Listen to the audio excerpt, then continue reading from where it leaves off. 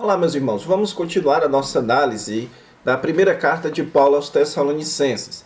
E nas últimas aulas nós estamos ainda no capítulo 2 aqui dessa carta do apóstolo Paulo, ok? Eu quero com vocês lembrar um pouco do que a gente já viu até aqui e então nessa aula encerrar a análise do capítulo 2. O esboço da sessão vocês já viram várias vezes, mas é bom sempre lembrar. O capítulo 2 está localizado nessa grande sessão, nessa primeira grande sessão do livro de Tessalonicenses, onde o apóstolo Paulo dá recomendações e explicações pessoais. Isso vai do versículo 2 até o capítulo 3, ok? Então nessa sessão é onde o apóstolo Paulo ele dá um tom mais pessoal para a sua carta. Na segunda parte, ele vai dar um tom mais teológico, uma abordagem mais teológica para a sua carta, ok? Nessa parte é onde o apóstolo Paulo vai lidar com um dos propósitos da sua carta, que é continuar estimulando aquela igreja em Tessalônica a manter-se firme diante das perseguições, a manter-se firme diante das dificuldades colocadas sobre eles, sobre esses novos cristãos ali naquela região, inclusive como lidar com as acusações que eram feitas contra o apóstolo Paulo, ok? Então, nos versículos 2 a 10, o apóstolo Paulo faz uma espécie de ações de graças, de oração pelos tessalonicenses, enfatizando aqui o louvor pela salvação deles, por eles terem recebido o Evangelho e manifestado isso através de uma transformação de vida. Depois, então, no capítulo 2, versículos de 1 a 16, que é onde nós estamos, nós temos aqui o apóstolo Paulo fazendo algumas explicações pessoais, fazendo uma espécie de defesa pessoal, ok? E na próxima aula, então, é que nós vamos concluir o capítulo 2, mas o finalzinho do capítulo 2 já tem mais relação com o capítulo 3, ok? Então vamos nos lembrar aqui do que a gente já viu do capítulo 2. Eu lembro de ter afirmado a vocês que essa seção do capítulo 2 ela é centrada nessa palavrinha, ou no conjunto de palavras que envolve saber. Depois ele fala de recordar, certo? Depois ele fala de sois testemunhas. Então aqui no versículo 9 ele fala de recordar, versículo 10 ele fala de ser testemunha, versículo 11 ele fala de saber, e essa é a ideia aqui no capítulo 2. O apóstolo Paulo, em sua defesa, vai apelar àquilo que os tessalonicenses já sabiam e que agora deveriam recordar a respeito dele e de seus companheiros, ok? E ele dá então uma série de argumentos em sua defesa. Primeiro ele fala que o período em que ele esteve lá não se tornou infrutífero. Segundo, ele fala que o ministério que ele teve lá foi às custas de muita coragem, de muita ousadia. Em terceiro lugar, aqui nos versículos 3 e 4, ele fala da sua motivação, que a sua motivação ela não era uma motivação ruim, que Deus já havia provado a sua motivação por meio de testes, e Paulo e seus companheiros foram aprovados. As motivações dele já haviam sido aprovadas. No versículo 4 explica isso. Versículos 5 e 6, o apóstolo Paulo fala também que ele jamais sinalizou que tinha algum intuito ganancioso. A sua linguagem, a sua forma de pregar jamais demonstrou que ele tinha algum intuito ganancioso. Versículos 7 e 8, o argumento de Paulo é que, ao invés de exigir o direito de receber o sustento da parte deles, o apóstolo Paulo e seus companheiros, na verdade, se doaram aos seus companheiros. E isso é mais um argumento que mostra a integridade de Paulo, o seu desejo de doar-se, não de receber da parte deles. No versículo 9, o apóstolo Paulo lembra a eles do fato de que ele trabalhava. Então, outro argumento que pesava em favor de Paulo é que o apóstolo Paulo não dependia financeiramente deles e trabalhava para conseguir o seu sustento. Então ele não poderia ter nenhum intuito ganancioso, nenhum desejo financeiro por trás da sua pregação, já que o seu dinheiro ele conseguia através de trabalho. E no versículo 10, o apóstolo Paulo meio que resume, aqui é uma espécie de resumo, falando do seu procedimento. Seu procedimento sempre foi testemunhado por eles e por Deus como sendo um procedimento digno.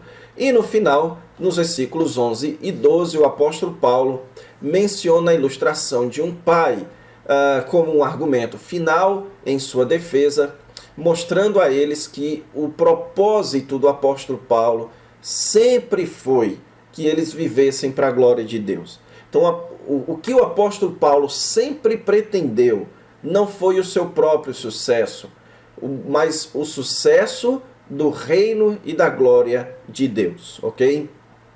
Então, todos estes argumentos aqui, juntos colaboram em defesa do apóstolo Paulo e dos seus companheiros. E nós fizemos uma série de aplicações mostrando como tudo isso também se aplica aos nossos próprios ministérios. Então aqui nós temos um excelente manual do que você precisa para se defender de todo tipo de acusação injusta que possa se levantar contra você no seu próprio ministério, ok? Restou para nós, então, analisar os versículos 13 ao versículo 16, ok? Então, nessa aula nós vamos analisar esses 4 versículos. Vai ser uma aula relativamente mais curta, então. E então, na próxima aula, a gente avança para uma próxima sessão do livro de Tessalonicenses, ok? Então, note aqui que o versículo 13, ele vai retomar o assunto do início da sessão, que é no capítulo 1, versículo 12. Note que ele fala que ele tem uma outra razão de dar graças a Deus. Então aqui o apóstolo Paulo vai retomar as suas ações de graças, ok? Que é o tema ali da primeira sessão, pelo menos do comecinho de Tessalonicenses.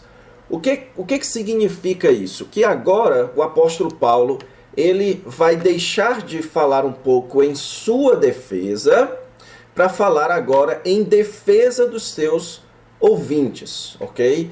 Então, lembre-se que o propósito do apóstolo Paulo aqui, nessa primeira parte do livro de Tessalonicenses, é fazer uma espécie de motivação dos seus ouvintes ou dos seus leitores ou do povo de Tessalônica, ao mesmo tempo que o apóstolo Paulo se defende.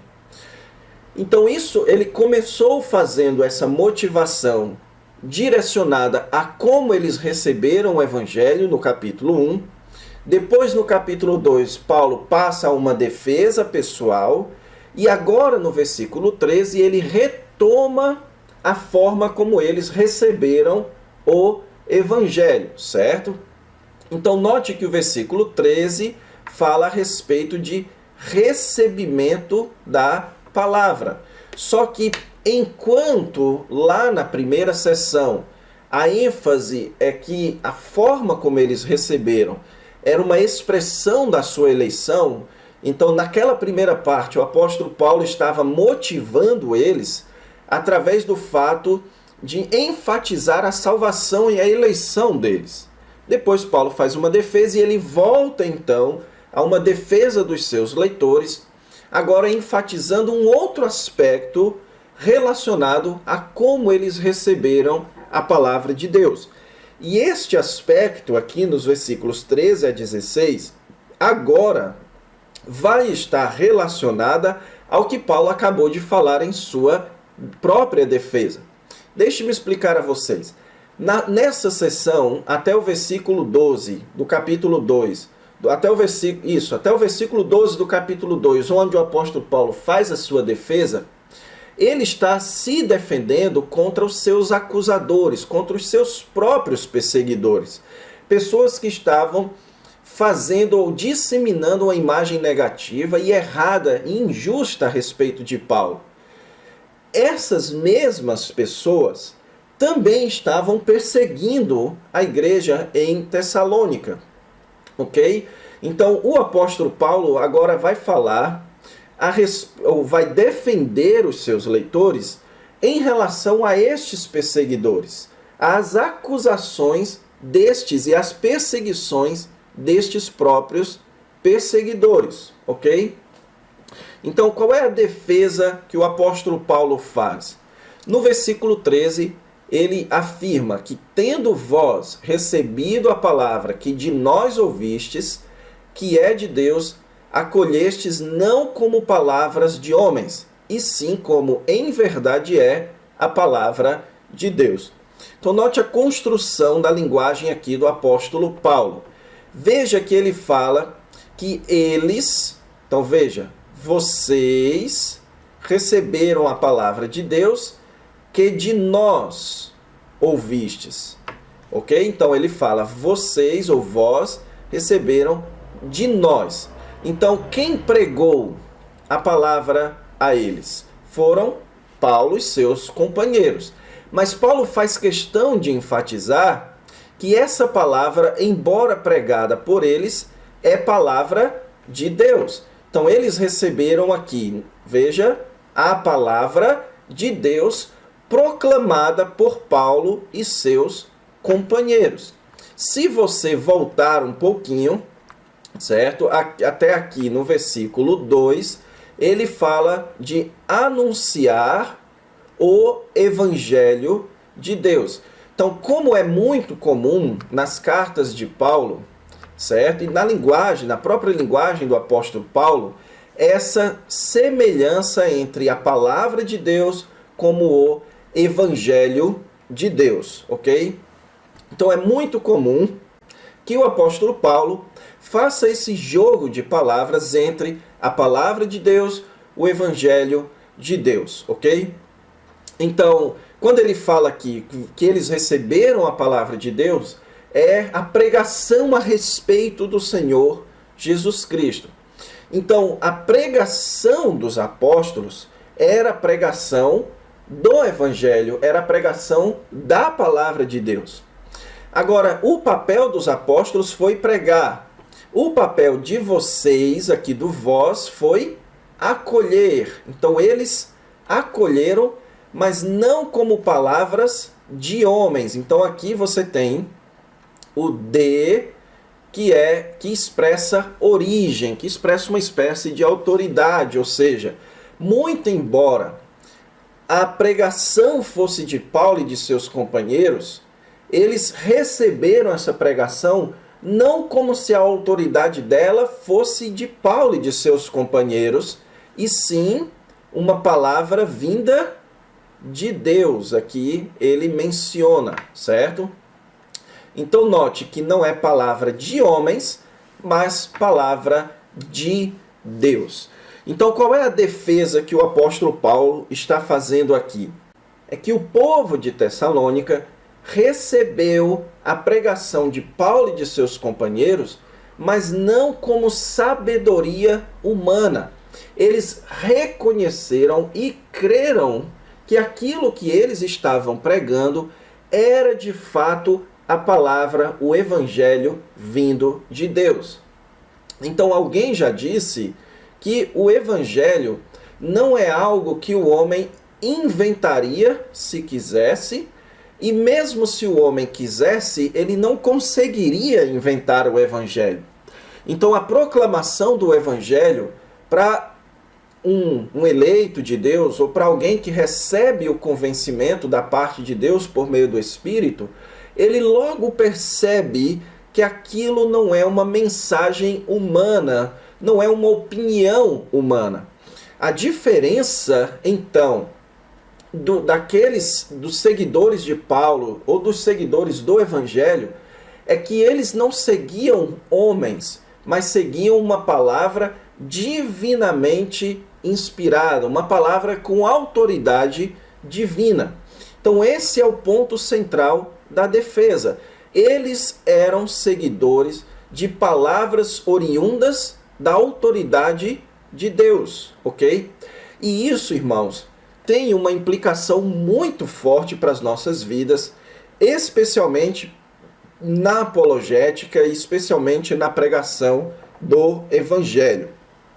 A gente precisa entender que a palavra de Deus, ela não é apenas ou meramente mais uma opção que existe no mercado, digamos assim, para que as pessoas creiam. A gente não pode apresentar o Evangelho como sendo a melhor opção, ok? Então a gente não pode apresentar o Evangelho como sendo uma proposta humana para melhorar a vida das pessoas. Não.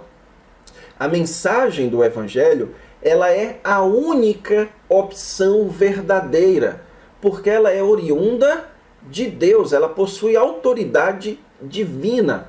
Então, qual a diferença da pregação do Evangelho para o Evangelho de Allan Kardec, para o Evangelho de Buda, digamos assim, para o Evangelho de Maomé, para todas as propostas religiosas? É uma diferença essencialmente de autoridade. Embora todos eles afirmem uma certa autoridade divina, o Evangelho é a única palavra que de fato é autorizada por Deus. Por quê? Por causa da pessoa do Senhor Jesus Cristo. Então, Deus mesmo nos entregou o Evangelho na pessoa do Senhor Jesus Cristo, ok? Então, esse é o ponto de defesa de Paulo. Eles estavam crendo na verdade. Então, eles não deveriam se acovardar, porque eles tinham a verdade. E ele complementa também que eles, além de acolherem o Evangelho, a palavra de Deus, aquilo estava operando eficazmente em vós. Ou seja, não apenas eles receberam o Evangelho, como aquilo transformou as suas vidas, como aquilo modificou as suas vidas. O apóstolo Paulo havia mencionado no capítulo 1, eles se converteram dos ídolos para o Deus verdadeiro. Eles estavam expressando a sua eleição, o seu recebimento do Evangelho, com manifestações espirituais, com o trabalho do Espírito Santo em suas vidas, com uma nova confiança, com uma confiança escatológica também. Então, a palavra de Deus estava transformando eles. Então, não era apenas uma questão racional. Quando eles acolheram o Evangelho, isso não foi apenas uma concordância que aquilo era verdade. Foi também uma experiência existencial. A existência deles mudou. O Evangelho operou e transformou eficazmente a vida deles, ok? E você tem aqui a palavrinha os que credes, certo? A expressão os que credes, que é paralela à questão de acolher, ou seja, quem acolhe a palavra de Deus também é o que crê na palavra de Deus, ok? Então, aqueles que creem na palavra de Deus não apenas expressam uma concordância com a verdade, como também uma transformação pela verdade. E isso daqui é base para nossa confiança, é base para nos mantermos firmes diante de acusações e de perseguições dos de fora. Nós temos crido na verdade e na palavra de Deus, ok? E dos versículos 14 a 16, então, o apóstolo Paulo tenta motivá-los, animá-los, mostrando como aquele momento que eles estavam passando já haviam sido experimentados pelos primeiros cristãos na Judéia. Então, a Judéia, lembre-se, é aquela região no sul de Israel, onde ficava a cidade de Jerusalém. Então, isso já havia sido experimentado pelos primeiros cristãos judeus ali na Judéia e pelo próprio apóstolo Paulo.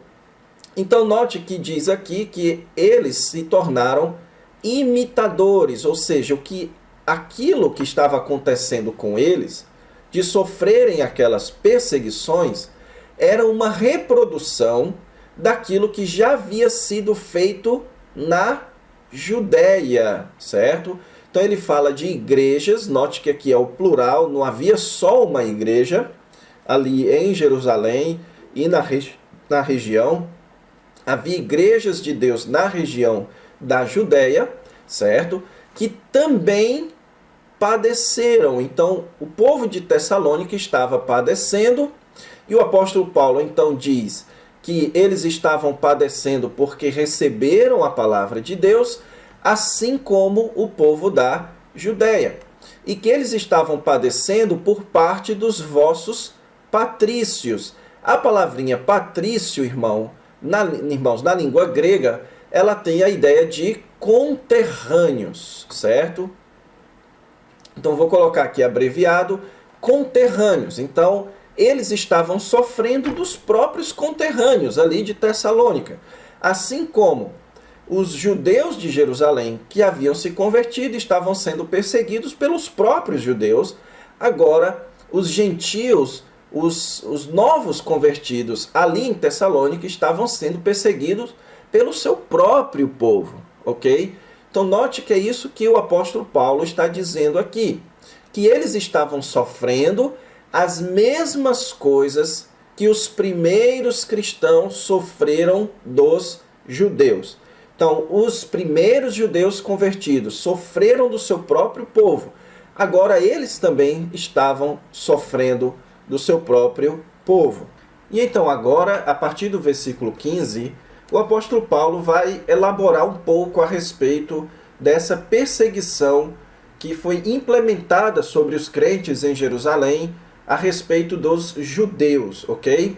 Então é importante que a gente saiba que, muito embora o apóstolo Paulo tenha em mente como perseguidores do povo de Tessalônica o próprio povo romano, o próprio povo da cidade de Tessalônica, mas o apóstolo Paulo sabe também da interferência judaica naquela região. Ele mesmo havia sido perseguido pelos judeus na cidade anterior, que foi a cidade de Filipos, e ele sabe da forte influência judaica nas perseguições dos cristãos ali na região da Macedônia, ok? Então, provavelmente por isso que o apóstolo Paulo vai tirar um tempo para falar a respeito dos judeus. Uma outra razão também que ele vai falar aqui a respeito dos judeus é porque ele está citando aqui, fazendo um paralelo entre o exemplo do povo de Tessalônica, dos crentes de Tessalônica, a semelhança dos crentes de Tessalônica com os crentes de Jerusalém. Então, assim como os crentes de Tessalônica estão sofrendo perseguição pelos seus conterrâneos, assim também os crentes de Jerusalém sofreram perseguição pelos seus conterrâneos. Então, isso nos leva a crer também que aquilo que aconteceu e que acontecerá com os judeus que perseguiram os cristãos em Jerusalém, também há de acontecer com aqueles que estão perseguindo os crentes em Tessalônica, ok? Então nós vamos ver, especialmente em 2 Tessalonicenses, onde o apóstolo Paulo vai referir-se a uma espécie de vingança no dia da ira, no dia da vinda de Jesus contra aqueles que estavam perseguindo os crentes em Tessalônica. Então, o que é isso que o apóstolo Paulo fala a respeito dos judeus? Então, ele começa aqui no versículo 15, falando os quais, ou seja, ele vai falar a respeito dos judeus, ok? Então, ele faz uma pequena lista de crimes dos judeus, pequena lista de pecados graves envolvendo perseguição vindo por parte dos judeus, ok? Então, eles mataram o Senhor Jesus, eles mataram os profetas, isso, o matar aqui está oculto, eles também perseguiram e não agradam a Deus e são adversários. Então aqui são todos verbos, são todas expressões para representar o tipo de perseguição dos judeus. Então ele menciona em primeiro lugar aquela que foi a principal perseguição dos judeus, que foi a morte do Senhor Jesus Cristo. Eles mataram o Senhor Jesus Cristo, isso depois de uma sucessão longa de perseguições. Então o que Paulo fala no versículo 15 é que já é uma tradição desde o Antigo Testamento dos judeus perseguirem aqueles que Deus envia para eles. Então eles mataram os profetas e mataram o Senhor Jesus Cristo, ok? E então eles também nos perseguiram. Então aqui esse nos provavelmente refere-se aos apóstolos, ok?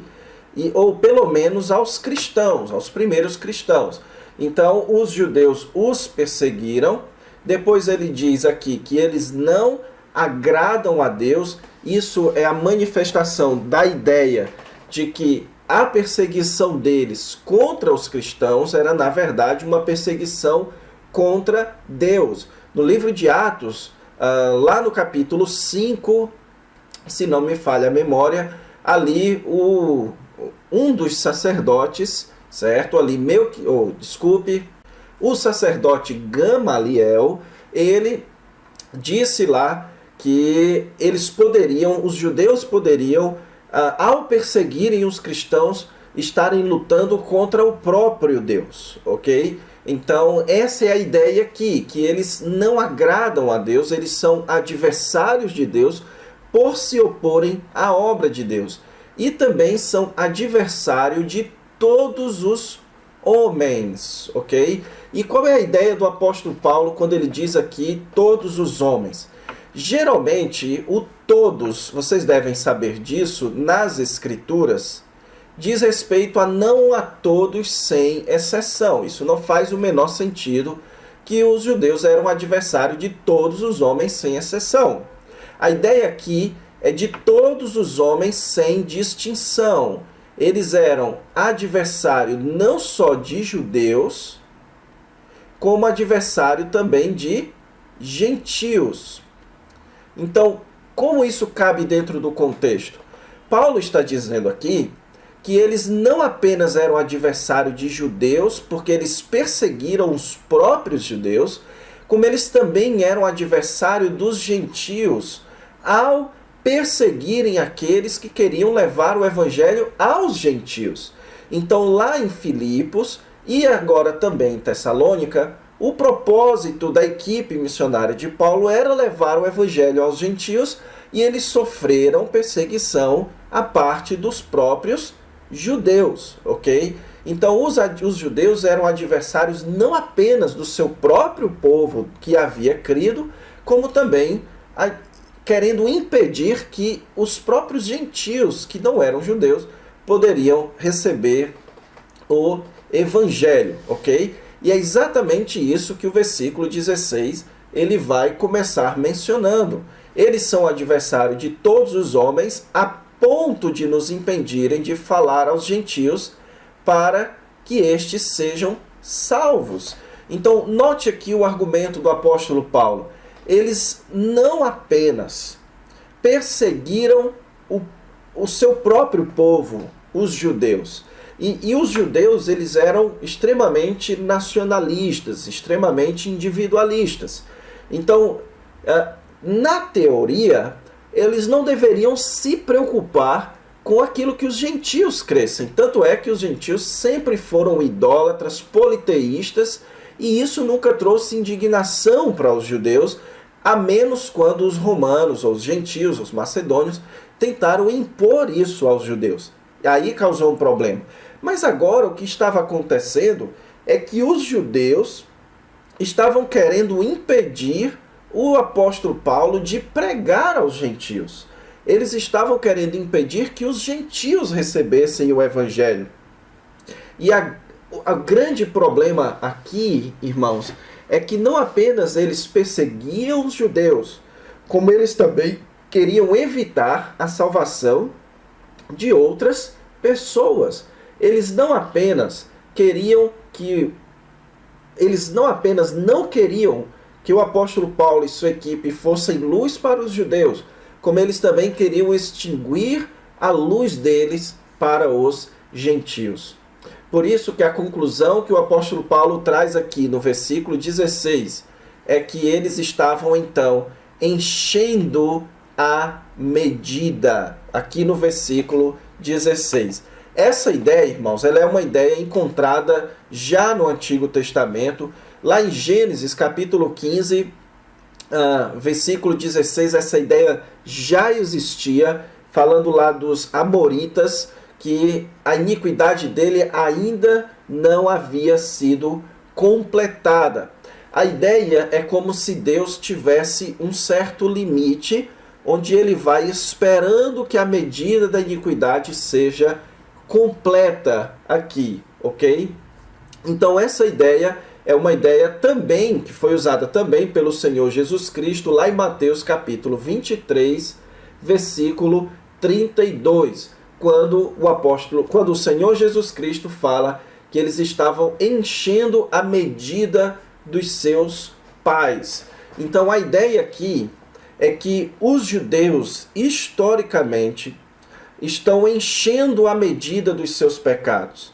E que vai chegar um dia em que o limite de Deus chegará. Vai chegar um dia em que essa medida ficará totalmente cheia, e então Deus haverá de julgar o seu povo, ok?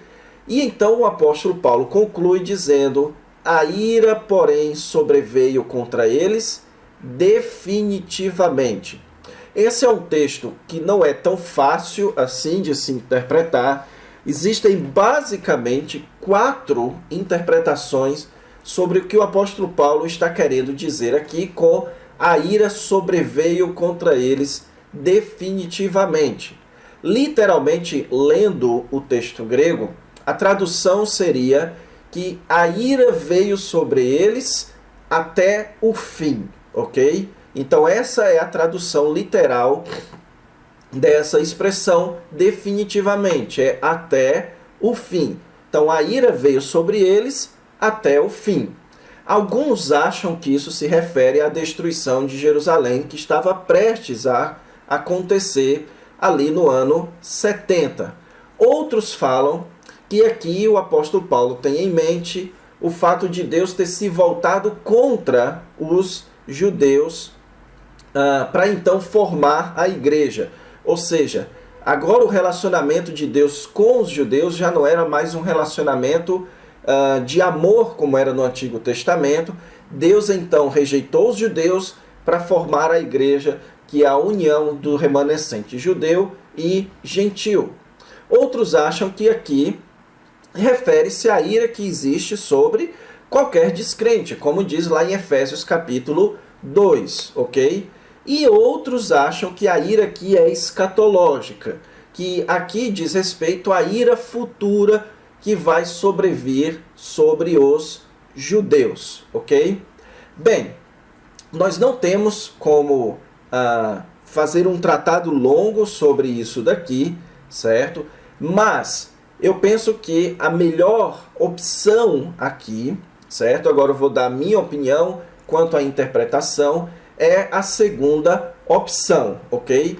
Aqui, irmãos, o que nós temos é a manutenção de uma ideia que também já existia no Antigo Testamento e que foi mantida no Novo Testamento, que os judeus eles estariam em um estado de ira diante de Deus até que chegasse o dia da sua redenção. Você tem essa ideia, por exemplo, lá no livro de Oséias, onde é dito lá: chamarei a povo a não meu povo, e depois é apresentada a ideia de redenção.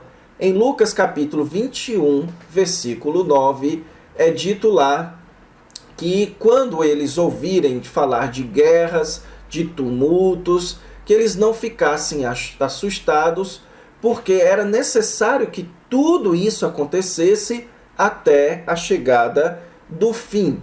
Um outro texto que fala sobre isso no versículo 23 do próprio capítulo 21 do livro de Lucas. Então deixe-me abrir aqui para ler para vocês. Diz o seguinte: que ai das mulheres que estiverem grávidas e que estiverem com filhos pequenos naqueles dias, porque será um tempo de grande ira sobre o povo. Então aqui a ideia é que o relacionamento de Deus aos judeus, não só nessa época, como também no período futuro da tribulação, é um relacionamento de ira, ok? Então isso condiz com o que o apóstolo Paulo vai ensinar em Romanos, capítulos de 9 a 11, em que Deus agora pegou aqueles que eram vaso de misericórdia e vaso de ira. Então os judeus estavam em um estado de vasos de ira no presente momento. Eles estão endurecidos diante de Deus até completar-se o tempo dos gentios, que no livro de Marcos e também no livro de Lucas é colocado como sendo o período do fim. Então, durante esse período e também no período da tribulação, o relacionamento de Deus com eles é de ira, até que se complete a medida dos seus pecados e até que se complete o tempo dos gentios. Então, no fim, Israel será salvo. Deus, então, vai restaurar o seu relacionamento com a nação de Israel. Então, essa é a minha forma de pensar a respeito dessa expressão, que a ira veio sobre eles até o fim, ok? Então é isso, irmãos. Essa é a nossa análise aqui até o versículo 16, ok? Na próxima aula, então, a gente avança na análise de 1 Tessalonicenses. Fiquem com Deus e até lá.